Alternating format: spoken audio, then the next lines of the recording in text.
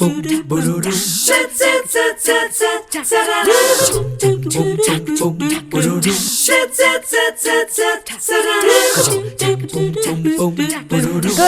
So glad to have you watching the show today. And if you're waking up, perhaps you've been watching the news, feeling like so many of us, a bit disillusioned about the world we're living in right now, and biting your nails about what your future is going to be looking like and what can you actually do about it. Maybe it's a good thing, we hope it is, that you're watching the show this morning, because we're going to kick the show off with some things that you actually can do. So as Benjamin Franklin once said, a penny saved is a penny earned. I think that was Benjamin Franklin. I'm looking to Jessica McCosh. She is here with the Tennessee Valley Federal Credit Union, getting us some good tips to help save those pennies. Nice to see you. Thank you for having me. You know, I mean, I have two children, a teenager who's driving back and forth all the time, and another daughter in her 20s, and easier said than done to be in your 20s and be independent financially.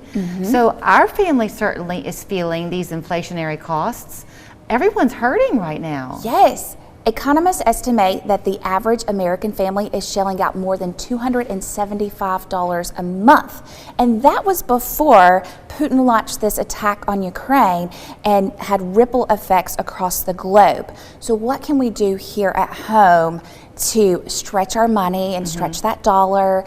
And it really goes back to a saying that my dad told me when I was little, was pennies make dollars. That's right. So today's tips are all about finding those pennies to equal those dollars to help our wallets. Okay, so let's kind of start with some basics. First of all, you were telling me before we got on the air that you kind of look at your budgetary items and break it down, fixed costs versus variable costs. I'm guessing you do the fixed costs first. Yes, and then those variable costs are things that we don't really know. Food and transportation, and then the fixed costs are more your mortgage, your car payment, your rent, and things of that nature. Right.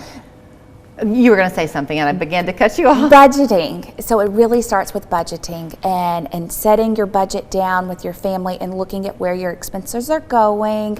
Go back and look at your transactions through your online account system, or if you keep that old-fashioned check register, look at those things and really just begin to see, is there a membership that automatically renewed that I'm no longer taking advantage of?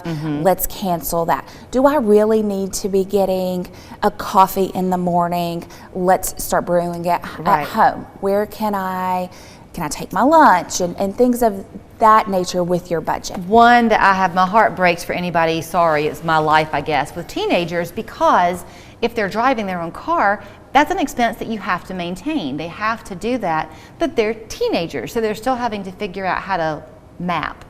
And this idea that stop on your way home to pick up the things that you might need versus multiple trips. Yes, that is so important. And looking at carpooling. So maybe they can ride into school with a friend and doing carpooling, and also making those stops along the way home, and just being strategic with your travels. Right. If you can wait to go to the grocery store tomorrow when you're picking the kids up, before you pick the kids up from school, do that as opposed to getting out and about. I think, you know, the COVID pandemic brought a lot of good in a weird way, but it brought a lot of new habits. And I think a lot of us got into this habit of ordering our food to go in a good effort to help local restaurants, and that was well intended. But are we slipping away from this idea of cooking at home? Yes, I wonder the same thing. So make a menu. Another way is focusing on your food and make a menu. Don't go to the grocery store hungry, and save those trips multiple times a week, like, oh, I just need to pick up this for dinner or this for dinner, or let's grab takeout here. So at the beginning of the week, make a focus on making that meal plan and that menu. I know you wanted to come and talk about just some tips, and we can keep going into them, but then how you what the umbrella system is that you use to keep track of all these monies you're referencing, looking online.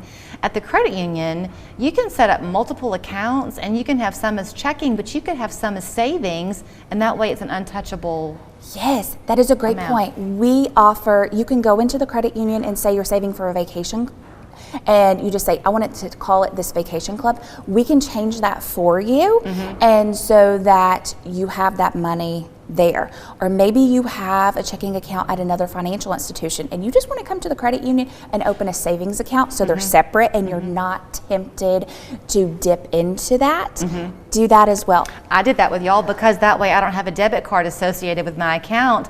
I will admit, I'll go up to those wonderful tellers and I'll take money from it, certainly. But I love that it's not easy access, it's an intentional drive that I make. Yes, and so that's a great savings tool that you can do with the credit union. We also offer some great checking accounts, and look because checking accounts and various credit cards and debit cards have different programs, loyalty programs, and so be sure that you're taking advantage of those. At the credit union, we have one called Save Local and Shop Local, Save Local, and there are discounts on dinners and theme park attractions and things like that. So be sure that you're taking advantage of those as well. I'm laughing because I had a flashback to my 8-year-old self. I was reading through all these wonderful tips that Jessica had shared, and on the saving on food, one of them was to make sloppy joes. I bet you there are plenty of American kids who've never had a sloppy joe. Yes, and it's delicious. And it's delicious, absolutely. In terms of coming in to see y'all, you are open, at least with those interactive tellers, another advantage. You have Saturday hours. Yes. Right? With our interactive teller machines, we have 7 a.m. to 7 p.m. service Monday through Saturday. So we're open 12 hours a day, 6 days a week, and then we have over 20 branch locations throughout the Tennessee Valley. So just visit tvfcu.com for more information to find a branch near you. I do have a minute left for people who are looking to buy a house.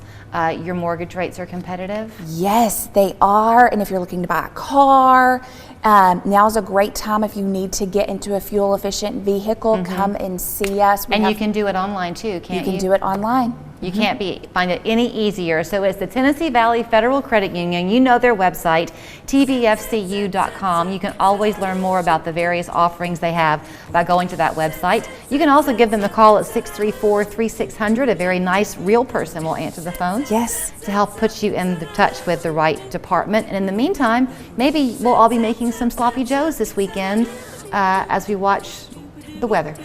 Yes. Good to see you, Jessica. You too. Seems like CBD stores are popping up on every corner. Make sure you choose a knowledgeable vendor you can trust, like the Hemp House. Choose from products that are locally sourced from farmers we work with directly. Our friendly staff will help you find the right product for you. The Hemp House on the North Shore, East Ridge, and Ooltewah.